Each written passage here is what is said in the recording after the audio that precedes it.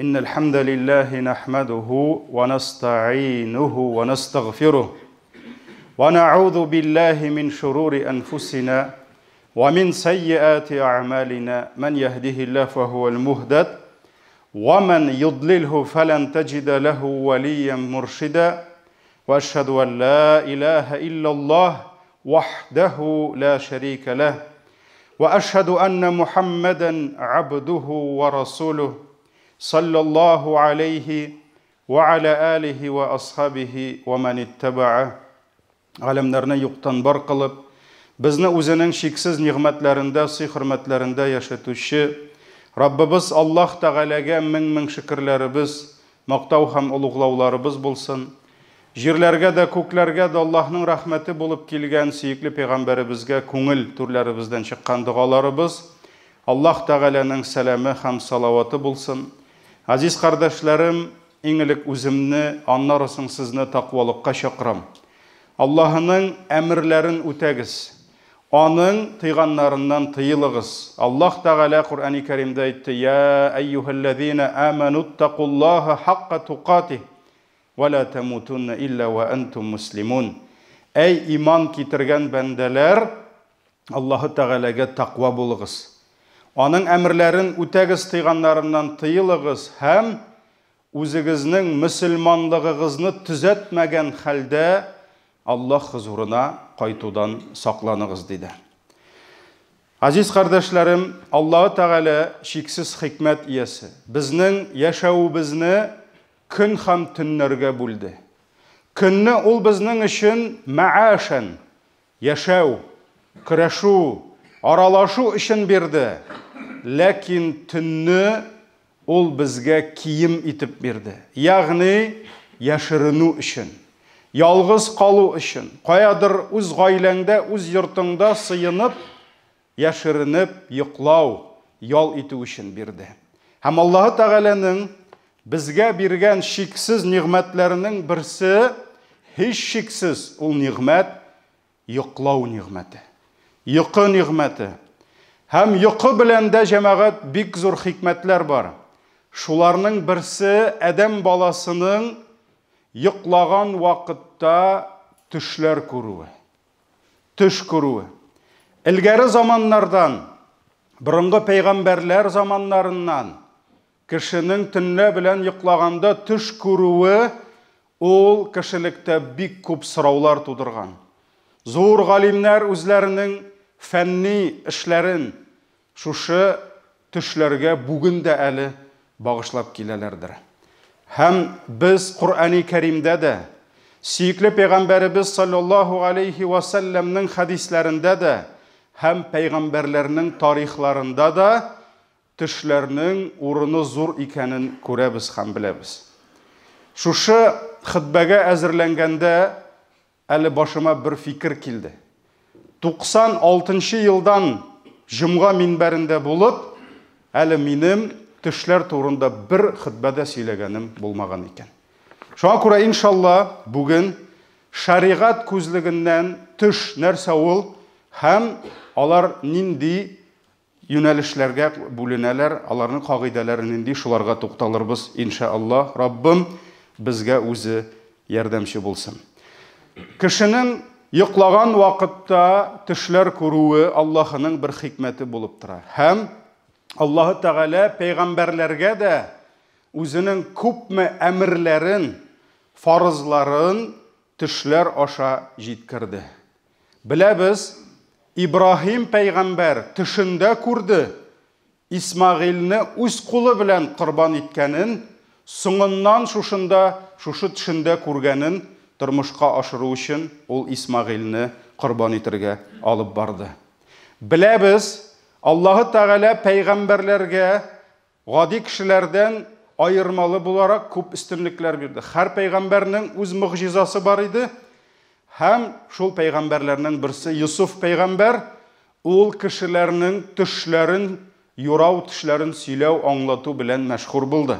Hem Misr patşası, tulu bir devlet patşası tüş kurgenden soň ol köp müthiş söylewşini şakırdı, lakin birisi de anlatıp bere almadı. Бұл мәғанәсіз түш патша, мұның мәғанәсі жоқ дейді. Шуннан соң патшаға менә шундый түрмәдә утыра Юсуф исемле пәйғамбәр, Юсуф исемле егет, шул егетне чыгарып, аннан сөйләтсәң була дигәч, ул аны төрмәдән чыгартып, үзенә төшен сөйләтте һәм шушы пәйғамбәр сөйләгән төш белән илнең экономикасы, иктисады 10 ничә елга алдан төзелеп куелды. Һәм мөхтәрәм җәмәгать, сөйкле пәйғамбәребез sallallahu aleyhi ve sellem үзе дә бик күп әмерләрне төшләре аша алды. Төшләре аша алды. Һәм еш кына үзе дә иртәнге намаздан соң зикр тәсбихлар беткәч, бүген кайсыгыз нинди төш күрде дип сахабалардан сорый иде. Һәм кай вакыт сахабалар үзләренең менә бүген күргән төшләрен сөйләгәннән соң Peygamberimiz sallallahu aleyhi ve sellem менә бу шуны аңлата, бу шуны аңлата дип, аларның төшләрен аңлатып бирә торган булган. Бу хакта хадисләр күптер. Шулай ук Абдулла ибн Аббас радияллаху анху сөйләвенчә, бер вакыт сөйкле пәйгамбәребез янына бер кеше килә. Һәм аңа үзенең төшен сөйләргә рөхсәт сорый. Peygamberimiz aның кырында Абу Бәкр сахабалар торалар һәм ул үзенең хикмәтле төшен сөйли башлый. Шуннан соң ул әйтә, бүген ди төнлә белән мин күләгә биреп торучы болытны күрдем ди. Болыт һәм болытның астында күләгә. Ә күләгә дигән әйбер җәмәгать бездә, безнең климатта күләгә ул кояшны каплаучы болыт диләр. Без аны ниндидер яман мәгънәдә аңлыйбыз. Ләкин гарәп ярым утравында 40-50 градус исседә. Болыт ул нигъмәт, беренчедән ул яңгыр, икенчедән ул күләгә бирә, кеше күләгәдә рәхәтлек ала. Шуңа күрә ул яхшы мәгънәдә күләгә биреп торучы болыт күрдем ди. Һәм шул болыттан агып чыга иде май һәм бал ди. Һәм кешеләр шул болыт астына килеп, уч төпләренә бал белән май җыйдылар ди. Һәм мин күрдем ди, кайбер кешеләр күп җыган иде ди. Ә кайбер кешеләргә ул бал белән май әзрәк эләкте ди. Шуннан соң кинәт мин күрдем бер бау ди. Ул бау җирдән алып күккә кадәр менгән иде ди. Һәм син, ягъни Пәйгамбәребез саллаллаһу алейхи ва саллямны күргән төшендә, син ди шушы бауга менеп, тотынып менеп киттең үскә ди. Аннары соң икенче бер кеше килде ди, ул да менеп китте шул бау белән ди. Аннары соң тагын бер кеше килде ди, ул да менеп китте ди. Аннары соң тагын бер кеше килеп, тотынып менә башлаган иде, бау үзелеп китте ди. Ләкин күпмедер вакыттан соң ул бау яңадан кушылды ди. Менә мин шундый төш күрдем ди. Шуннан соң Абу Бәкр радияллаху анху, "Я Расулаллаһ" ди. "Аллаһ белән ант итеп әйтәм" ди. "Миңа рөхсәт бир әле бу төшне сөйләргә" ди. Димәк, Peygamberimiz генә түгел, сахабалар да төшләрне сөйләгәннәр һәм төшне сөйләү ул үзе бер фән булып тора. Аның зур галимнәре бар үзенең. Ибн Сирин кебек. Һәм шунда Пәйгамбәребез саллаллаһу алейхи ва саллям әйе сөйләде. Абу Бәкр әйтә, күләгә биреп торучы болыт ди, ул безнең динебез ислам ди. Ул үзенең күләгәсенә җыя безне.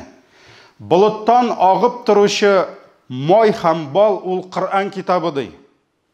Һәм аның татлылыгы ди, аның файдасы, бәрәкәте ди, агып тора ди.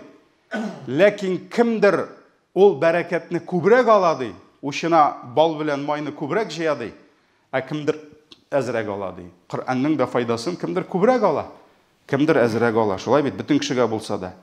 Ә җирдән күккә кадәр сузылган бау ул хакыйкать ди, это истина ди. Шуңа күрә аңа тотынып иң элек син күккә менәрсең ди. Аннары соң тагын берәү менәр ди. Аннан икенчесе, өченчесе кемдер менгәндә бауы үзелеп китәр ди. Ләкин бираздан ул бау яңадан ялганыр ди, һәм ул яңадан шул бауга тотынып менеп китәр ди. Шуннан соң Абу Бәкр Пәйгамбәребезгә карый да, "Я Расулаллаһ, дөрес сөйләдемме, юкмы?" ди. "Әллә хаталандыммы?" ди. Шуннан соң Пәйгамбәр саллаллаһу алейхи ва саллям әйтә, "Нәрсәдәдер ялгыштың ди, ә нәрсәдәдер дөрес булдың ди." Шуннан соң әйтә, "Я Расулаллаһ" ди, "Син Аллах белән ант итеп әйтәм, син миңа әйтергә тиеш ди. Кая мин ялгыштым ди, кая дөрес әйттем ди. Пәйгамбәр саллаллаһу алейһи ва саллям карыйда, Аллах белән ант итмәяме ди. Ягъни шушы урынның гына, ягъни бу сүзне әйтмичә сора миннән ди. Бу хадис Имам Бухари һәм Муслим риваятләрендә килә. Һәм шуннан да җәмәгать Пәйгамбәрбез саллаллаһу алейһи ва саллям үзе бу шулай Бухари җыентыгында килә. Айша радиллаһу анха әйтә, Пәйгамбәрбез ди төшендә нәрсәне күрсә, ул әйбер безнең өнебездә дә килә иде ди. Ягъни аның төшендә күргәне ул безнең тормышыбызга да килеп бара иде. Чөнки гади кешеләрдән айырмалы буларак пәйгамбәрләрнең төшләре вахи. Алар ниндидер нәфис, шайтан төшләре белән төшләнә алмыйлар. Алар фақат төшләрендә Аллаһның әмерләрен, Аллаһ биргән гыйлемнәрне генә күрәләр. Шулай итеп, җәмәгать, ислам дине, пәйгамбәребезнең сөннәте төшләрне өчкә бүлә. Төшләр өч төрле була. Ауф ибн Малик тапшыра, Пәйгамбәребез саллаллаһу алейхи ва саллям әйткән, төшләр өч төрле була дигән. Беренчесе, Адәм баласын куркыта торган, хафага сала торган шайтан төшләре ди. Әйе җәмәгать, без күргән бүтән төштә Аллаһтан түгел. Еш кына шайтан килеп безгә курку сала күңелләребезгә. Икенче төрле Пәйгамбәр саллаллаһу алейһи ва саллям әйтте, кешенең уяу вакытларындагы моңзарлары, кайгы хәсрәтләре, бәхет шатлыклары шул кадәр аның күңеленә керә, хәтта ул аны төшендә күрә ди. Демәк, икенче төркем ул төшләр кешенең үзеннән, аның нәфесеннән, уй фикерләре, омтылышларыннан. Кайбер төшләр ди, пәйгамбәрлекнең 46-дан бер өлеше ди. 1/46 части. Из 46 частей пророчества ди. Демәк, ул төшләр Аллаһыдан килгән төшләр була ди. Бу Ибн Маҗа риваятендә сахих хадис. Демәк, бар төшләр Аллаһтан, бар төшләр шайтаннан, бар төшләр кешенең үзеннән. Аллаһыдан килгән төшләр, чыннан да кайбер төшләр хак булып, алар аша Аллаһ безгә ниндидер тәрбия бирә. Ниндидер гыйлем бирә. Нәрсәдәндер безне төзәтә. Нәрсәдәндер безне кисәтергә мөмкин. Шуңа күрә Пәйгамбәребез 46-дан бер өлеше пәйгамбәрлекнең диде. Пәйгамбәрлекнең диде. Һәм Бухари, Муслим җыентыкларында килә, Пәйгамбәребез саллаллаһу алейһи ва саллям әйткән, хәерле булган, дөрес булган төш пәйгамбәрлекнең 46-дан берсе диде. Һәм икенче бер хадистә килә, төш күктән килгән хәбәрнең башы дигән, башы. Ягъни нәрсәнедер чыннан да Аллаһ безгә белдертә, безгә күрсәтә.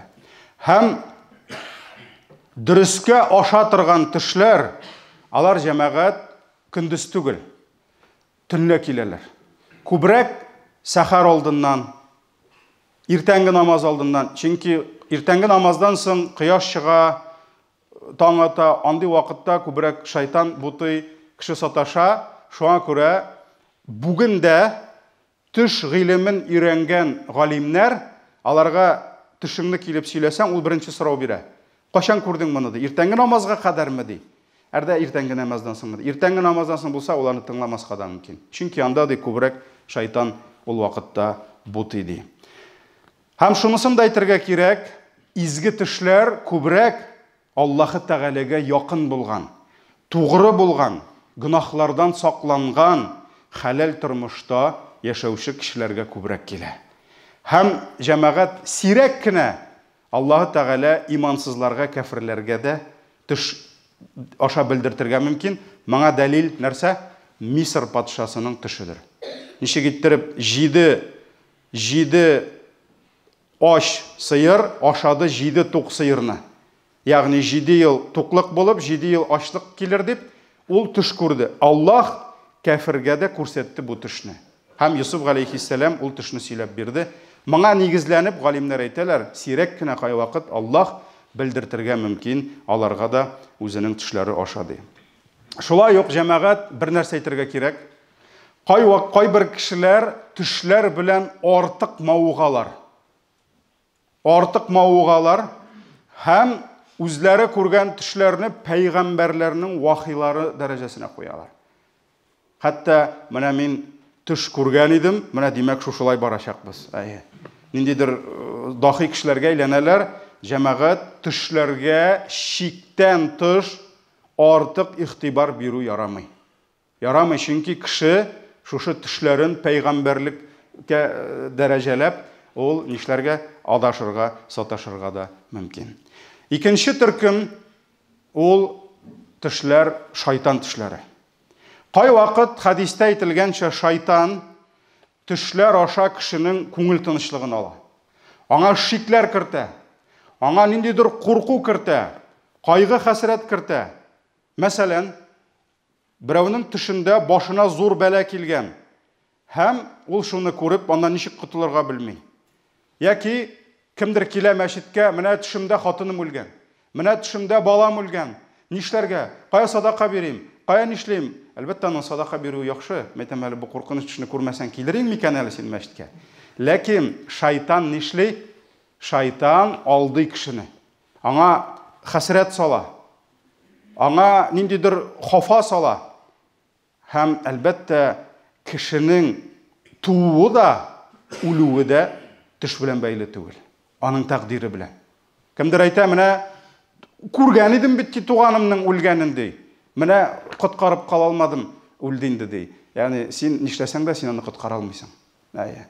Шуңа күрә кешенең китүе бу дөньядан төш белән бәйле түгел. Кай вакыт шайтан төшләр аша кешене алдый. Мәсәлән, кешеләрне давалый башлаган бер кешедән сорау бирдем. Син каян белдең үзеңнең дахи икәнеңне дигәч, ул миңа әйтә, миңа ди төнлә фәрештәләр килде ди. Һәм фәрештәләр килеп, нурлы канатлары белән мине сыпырдылар да ди, иртә белән уяндым да кешеләр давалый башладым ди. Ягъни ул каян белә, аңа фәрештә килгәнме, әллә иблис килеп үзенең кыйрыгы белән сыпырганмы? Шуңа күрә кемдер күрәзәче булып китә, кемдер сихерчегә әйләнә, янәсе ул яшерен гыйлемнәрне белә, шуңа күрә фотографиядан давалый башлый, менә төштә шулай күргән дип, шайтан бик күп кешеләрне алдый. Фәрештә булып килгән була, тегесе булып килгән була, монсы булып килгән була. Шуңа күрә бу нәрсәләрдән сак булырга кирәк. Шулай ук Бухари, Муслим риваятларында килә. Пәйгамбәр саллаллаһу алейһи ва сәллям әйтте: "Әгәр берегез күңеленә ошаган төш күрсә, бу Аллаһтан ди. Ул төш өчен Аллаһка мактау сүзләрен әйтсен ди. Яхшы төш күргәнсең, әлхәмдүлилләh дип әйт. Һәм башкаларга да сөйләсә була ди." Пәйгамбәр саллаллаһу алейһи ва сәллям үзе әйтте бит, "Әйдә сөйлә төшеңне" диде. Шулай бит. Башкаларга да сөйләсә була ди. Әгәр дә башка төрле төш күрсә ди, ягъни начар төш күрсә, начар әйбер күрсә, ул төш шайтаннан ди. Ул төшнең начарлыгыннан Аллаһ Тәгаләгә сыйынсын ди. Ягъни уянгач та "Аузу биллаһи минәш шайтанир раҗим" дип әйтсен. Ягъни Раббым, мине сакла шушы яман төштән дип. Һәм берәүгә дә сөйләмәсен ди. Сөйләп йөрмәсен кешегә ди. Ягъни ул кешеләр аны ничек кабул итә? Ул кешеләр аны ничек нәрсәгә юрый? Шуңа күрә берәүгә дә сөйләмәсен ди. Шул вакыт бу кагыйдәләрне үтәсә, начар төшнең зыяны тимәс ди. Шуңа күрә кагыйдә нинди? "Аузу биллаһи минәш шайтанир раҗим" дип әйт, һәм беркемгә дә сөйләмә. Димәк, бу төшнең сиңа зыяны тими. Бухари, Муслим риваятларында. Шулай ук икенче бер хадистә килә. Изге төш Аллаһтан ди, яман төш шайтаннан ди.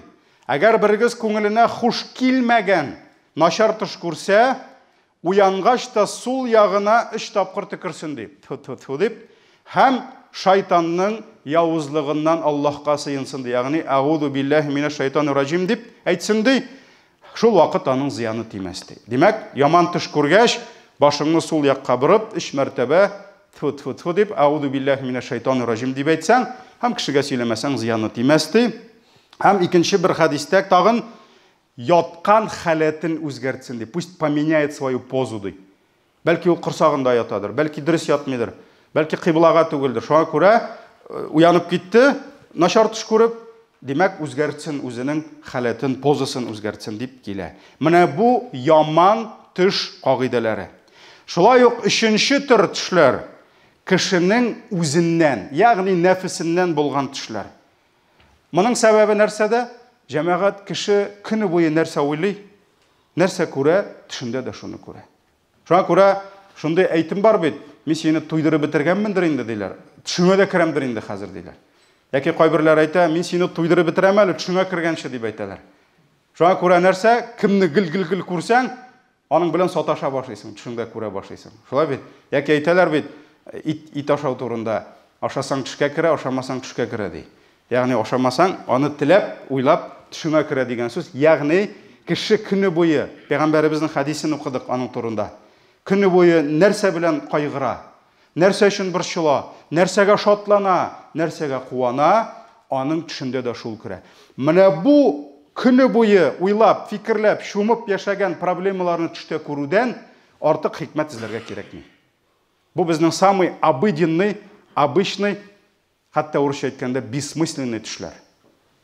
Булардан артык нәрсәдер эзләргә, монда бу нәрсәне аңлата микән дип борчылырга, кайгырырга кирәкми, чөнки булар нәрсә синең төшеңдә дә шул инде. Ягъни өнеңдә нәрсә, синең төшең, уенда нәрсә, телендә шул диләр бит. Шуның кебек синең өнеңдә нәрсә, нинди кайгылар, намазда да шул бит. Намазда нинди фикер керә?